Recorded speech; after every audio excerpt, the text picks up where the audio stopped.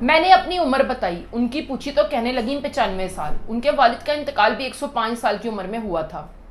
میں نے ذرا ہچکچاتے ہوئے ان سے ان کی اچھی صحت کا راز پوچھا تو کہنے لگیں کہ بس کبھی بیمار نہ پڑو۔ میں نے کہا کہ یہ تو ہمارے بس میں نہیں، تو ہنستے ہوئے کہنے لگیں کہ بس میں ہے۔ میں نے کہا کہ آپ مجھے بتائیے، میں ضرور عمل کروں گی۔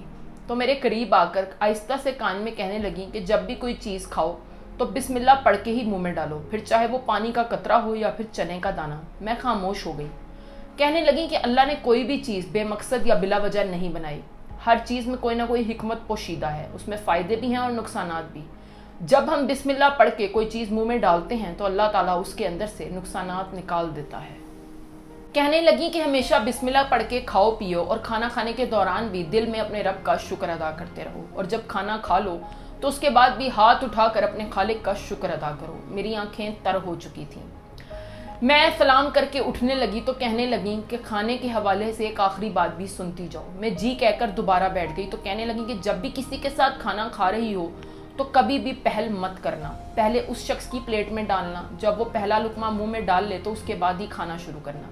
میری ہمت نہیں پڑ رہی تھی کہ ان سے اس کا بھی فائدہ پوچھوں، تو خود ہی کہنے لگیں کہ یہ تمہارے کھانے کا صدقہ ہو گیا، اور اللہ تعالیٰ بھی تم سے راضی ہو جائے گا کہ تم نے خود سے پہلے کسی دوسرے کا خیال رکھا۔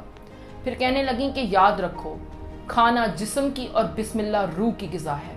اب خود بتاؤ کہ ایسے کھانے سے تم بیمار پڑ سکتی ہو کیا؟